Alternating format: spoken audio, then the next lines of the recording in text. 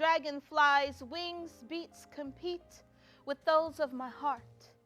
And just as I begin to unravel, I pause and take a minute to breathe. Then just as quickly, peace comes flooding because that is what she would want for me. Hi, my name is Latoya A. Hampton, artistically known as the Poet Lady Rose, and I'm from Portland, Oregon. I am she, Lady Rose, rising to the occasion to overcome the inner dissuasion, to be able to present myself to you so naked and shaken. My introduction to poetry, I don't really have a vivid, specific memory. I've always written. I can even find or show you an award from 5th grade, little writing award in 5th grade. So I've always written for myself. I've always been good at it. Mostly wrote for myself, maybe gifts for people, and then got an interest in starting to perform in 2008. Willing to stumble and disappear into a puddle to communicate my love, and not giving a bleep about what anyone thinks.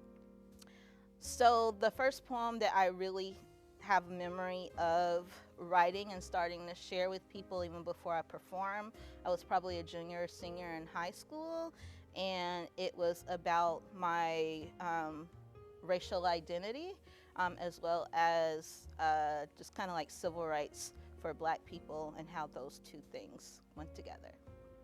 My first time performing, I actually had my very first 2 performances probably like in the same week. So once again, 2008. And I believe it was at an artist fair. And the poem that I have that's called For Mo, there was an artist named Mo. Unfortunately, she passed in 2020. But she hosted this artist fair vending event. And the artists who were gonna perform, they weren't introduced, okay? So whenever they were ready to perform, literally they had to go stand in the middle of the crowd as people are shopping around, and it was your job to somehow present yourself to this crowd that was already busy with conversations or shopping. So this was my first first experience, and nobody was gonna help me and be gentle with me by introducing me. Like, I was already nervous, but on top of that, I had to go in the middle of all this busyness, 4'10" little person, nervous already, and do my thing.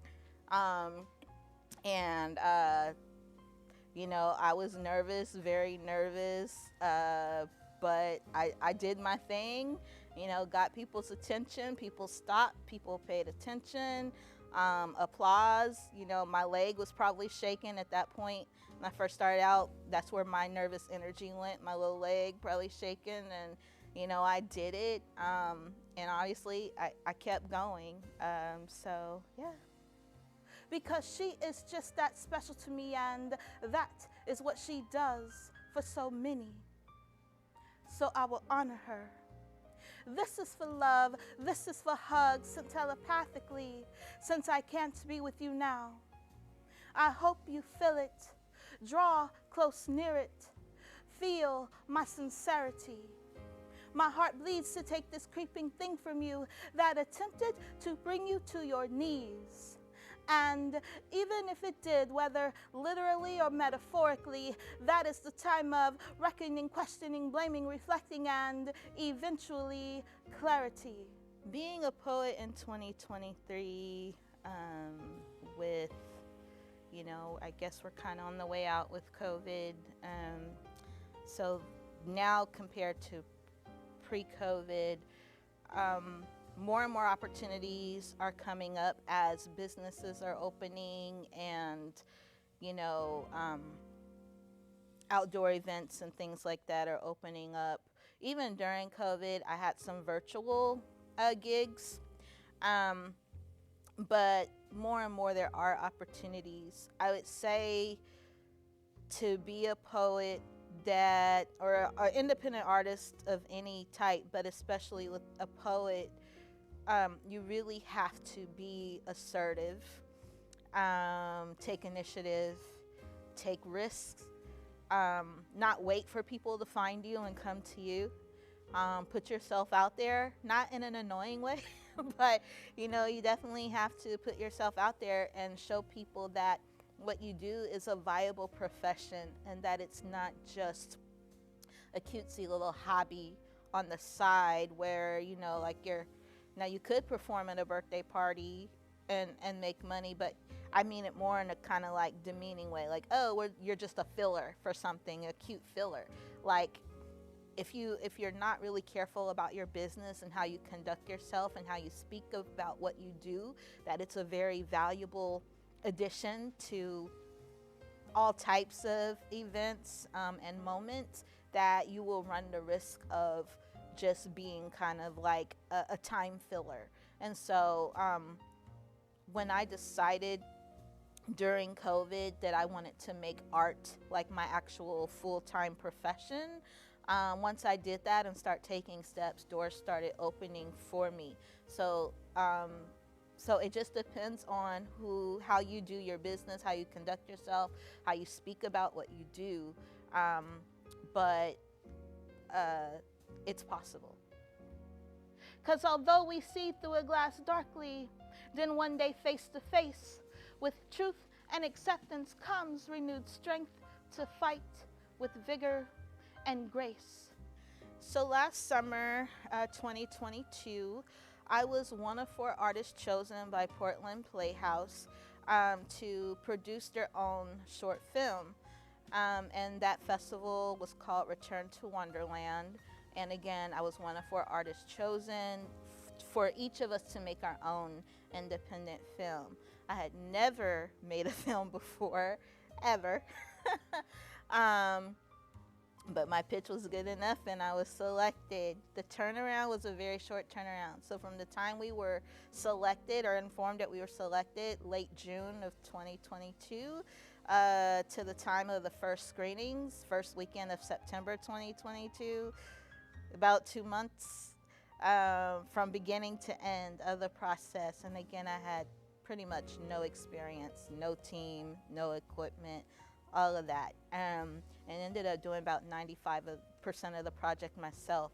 So the title of it is Petals and Thorns, a spoken word journey. And the basis of the film, first of all, was to I was curious about what was going on with the youth during this COVID era. Nobody, especially towards the beginning, was really talking about the youth too much. Obviously, schools had shut down, things had went to virtual. Even at one point during COVID in the beginning, even outdoor events were stopped. And so I'm thinking, what's the outlets for the youth? As an adult with a mental health background, meaning I was a former mental health therapist, have a master's degree, all these skills and knowledge and everything as an adult, I struggled during COVID with my mental health. And so I thought, what's going on with the youth? So I wanted to have a workshop, a week-long workshop, an intensive writing and spoken word workshop targeted for Black youth, to give them an outlet and get those questions answered from the youth themselves, and then follow their experience in that workshop. So hence the spoken word journey. So Monday through Sunday, all day spoken word camp. None of these youth really had experience with creative writing beyond their school assignments, and definitely they did not have experience performing. So, and the only poet they could name was Maya Angelou. And so you get to follow 4 Black youth of Portland's journey from being very, very novice creative writers to now being very strong writers and performers in their own right. And so I'm very, very proud of that project.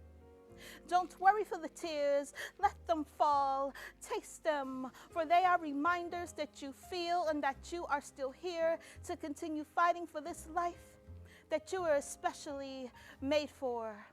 And while we may not understand everything, what I do know for sure is that your existence was meant to meet with mine, for our vibes to collide and enmesh, walking away from a piece of ourselves that is no longer ours, leaving us with valuable lessons and beautiful scars. With wisdom comes healing to be able to tell the story that will one day be transformed into art. And to Mo, we are grateful and will cherish you because you gave us a piece of your heart. For Mo. I have a couple of spring break programs coming up, one in Portland and also one in Vancouver.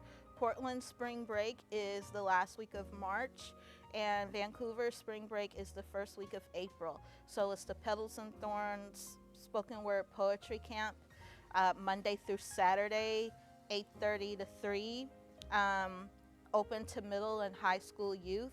I'd love as many black and brown young people in there as possible, but it is open to everyone.